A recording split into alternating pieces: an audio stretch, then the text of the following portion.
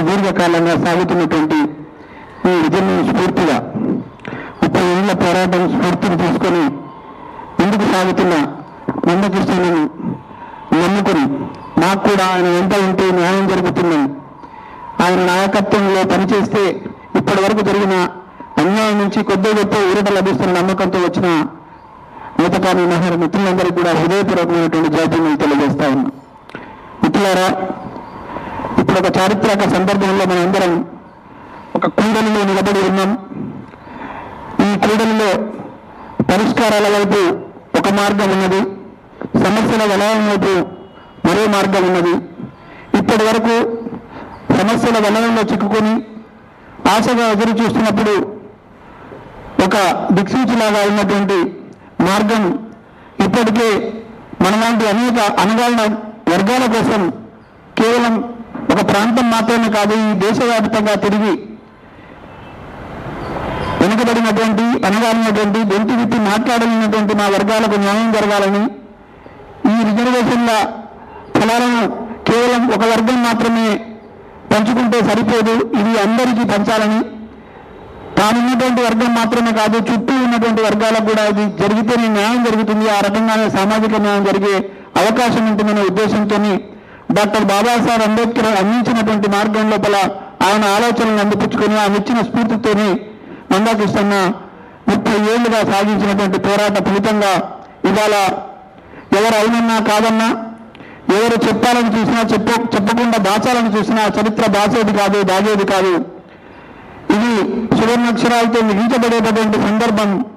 ఈ దేశంలో డాక్టర్ బాబాసాహెబ్ అంబేద్కర్ ఏ వర్గం అయితే ప్రయోజనాలకు చేకూరాలో, ఎవరైతే ఆకలితో ఉన్నవాడి చివరి వరకు కూడా వాడికి ఆకలి తీరేటటువంటి ప్రయత్నం చేయాలనేటటువంటి ఉద్దేశంతో ఈ రాజ్యాంగం రచించి మన హక్కుల్ని కాపాడుతూ ఇంతదాకా తీసుకొచ్చారో ఆ హక్కులు ఆ వర్గాల కోసం అందడానికి సంబంధించిన ప్రయత్నం చేసిన ఏకైక నాయకుడు ఈ దేశంలో డాక్టర్ పద్మశ్రీ మందకృష్ణ అనే విషయాన్ని మనం గుర్తుపెట్టుకోవాలని, ఈ చరిత్రలో నిలిచిపోయే క్రమం లోపల కూడా ఇప్పుడు కుట్రలు చేస్తూ ఉంటే వాటిని చూస్తూ ఊరుకోవడం కూడా మనం కూడా నేరమవుతుందనే భావనతోనే ఈ సామాజిక వర్గాలు వచ్చి అన్న వెనకాల నిలబడిన సందర్భం.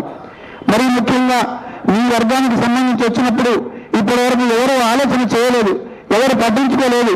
పైగా ఆలోచన చేస్తున్నట్టు నటించినా, పట్టించుకున్నట్టు నటించినా వాళ్ళ ప్రయోజనం కోసం వాళ్ళ వైపు మిమ్మల్ని ఉంచుకునే ప్రయత్నం చేశారు తప్ప మీకు ఎక్కడ కూడా అవకాశాలు వచ్చే దగ్గర కానీ, లబ్ధి పొందే దగ్గర కానీ, కనీసం ఆత్మగౌరవం నిలబడే దగ్గర కానీ మిమ్మల్ని ముందు పెట్టలేనటువంటి పరిస్థితి ఉన్నది. కాబట్టి ఇవాళ ఈ పరిస్థితి వచ్చిందనే విషయాన్ని మీరు గుర్తుపెట్టుకోవాలని, ఇప్పుడు జరుగుతున్నటువంటి ఈ సభ ద్వారా, ఈ రోజు కూర్చొని మాట్లాడుకుంటున్నటువంటి సమావేశం ద్వారా ఒక సమాజానికి ఒక మెసేజ్ కూడా వెళ్లాల్సిన అవసరం ఉన్నది. అది ఏమిటంటే, డాక్టర్ బాబాసాహెబ్ అందించినటువంటి స్ఫూర్తి, డాక్టర్ బాబాసాహెబ్ కోరుకున్న సామాజిక న్యాయం, డాక్టర్ బాబాసాహెబ్ మనకిచ్చినటువంటి హక్కులను, మన హక్కుల్ని మనం తీసుకునే క్రమం లోపల ఈ హక్కులకు భంగం కలిగించడానికి, ఈ హక్కుల్ని బలవంతంగా లాక్కోవడానికి, మన హక్కుల్ని కూడా అనుభవించడానికి చేస్తున్నటువంటి ఏ వర్గమైతే కుట్ర చేస్తుందో ఆ వర్గాన్ని పక్కకు నెట్టి మొత్తం సమాజం అంతా ఏకమై మీ వైపు నిలబడుతున్నప్పుడు మీరు కూడా ఐక్యంగా నిలబడాల్సిన అవసరం ఉందనే విషయాన్ని నేను ఈ సందర్భంగా మీకు తెలియజేస్తా ఉన్నా. ఇవాళ మాజీ పార్లమెంట్ సభ్యులు వెంకటేష్ నేత గారు అన్న చేయి పట్టుకొని నడుస్తానని చెప్పి ముందుకు వచ్చిన తర్వాత అన్ని వర్గాలతో పాటు నేత కానీ మహర్ వర్గాలు కూడా వచ్చి మాట్లాడుతున్నప్పుడు ఎప్పటికీ పరిష్కారం కాదనుకున్నారు. అసలు ఈ వర్గం ఒకటి ఉన్న విషయం కూడా బయటకు చెప్పడానికి ప్రయత్నం జరగలేదు. కానీ కేవలం మందకృష్ణ మాధవ గారి నాయకత్వంలో మాత్రమే ఇవాళ గ్రామ స్థాయి నుంచి మొదలుకుంటే నిన్న కలిసిన ముఖ్యమంత్రి దాకా కూడా ఈ అసలైన సమస్య ఏంటి, మీకు జరిగిన అన్యాయం ఏంటి, మీరు ఇంతకాలం ఎట్లా నష్టపోయినారు, మళ్ళీ మరొకసారి మిమ్మల్ని నష్టపరచడానికి ఏ వర్గం ప్రయత్నం చేస్తుందని కుల్లాగా మాట్లాడి నిన్న చెప్పడం జరిగింది. దానికి మీ నాయకత్వం కూడా పక్కన ఉన్నది. ఈ మన కోసం జరుగుతున్నటువంటి ఉద్యమం కాబట్టి మీరందరూ కూడా మళ్ళీ ఒకసారి మోసపోకుండా ఉండడం కోసం ఐక్యంగా నిలబడాల్సిన అవసరం ఉందన్న విషయాన్ని చెప్తూ, మందకృష్ణ నాయకత్వంలో ఇప్పటి వరకు సాగినటువంటి అన్ని ఉద్యమాలు, అన్ని విజయాలు ఉన్నాయి. ఇది కూడా విజయం సాధించినాం.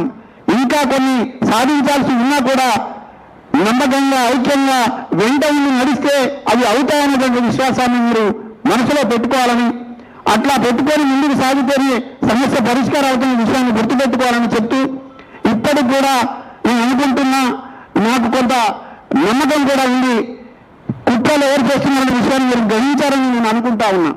మనం ఇంతకాలం ఎవరు దోచుకున్నారనేటువంటి విషయాన్ని కూడా మీరు గ్రహించారని నేను అనుకుంటా ఉన్నా. ఇప్పుడు మీరు ఐక్యంగా ఒక సమావేశం కూడా పెట్టుకొని ఐక్య వేదిక ఏర్పాటు చేసుకొని ముందుకెళ్తున్నప్పుడు మీకు ప్రత్యేకమైనటువంటి బోర్డు ఏర్పాటు చేసుకోవడం కానివ్వండి, మీరు ప్రత్యేకంగా ఒక గ్రూప్ని ఏర్పాటు చేసుకునే విషయంలో కానివ్వండి, గట్టిగా కలిసి మొత్తం పూర్తయ్యేంత వరకు ఇదే ఐక్యత చాటితే తప్ప అది సాధ్యం కాదు. కేవలం మాటలు మాత్రమే కాదు, చేతుల్లో కూడా ఉండాలి, గ్రామ స్థాయిలో కూడా చైతన్యవంతమైన పాత్ర పోషించాలి. ఈ ఐక్యంగా సాగుతున్నటువంటి సమూహాల వెంట మీరు కూడా ఉండి ముందుకు సాగుతూ విజయం సాధిస్తారనే విషయానికి మీకు చెప్తూ ఈ సందర్భంగా ఒకే ఒక మాట గుర్తుపెట్టుకోండి, మందకృష్ణ వెంట నడిస్తే తప్ప, మందకృష్ణ చూపిన మార్గంలో వెళ్తే తప్ప మనకు పరిష్కార మార్గం లేదు. ఆ విషయాన్ని మీరు ఎట్టి పరిస్థితుల్లో మర్చిపోకుండా కలిసికట్టుగా ఐక్యంగా ముందుకు సాగుతారని విశ్వాసాన్ని వ్యక్తం చేస్తూ ఈ అవకాశం ఇచ్చినటువంటి అధ్యక్షుడు గారు కృతజ్ఞతలు తెలియజేస్తున్నా. జై భీమ్.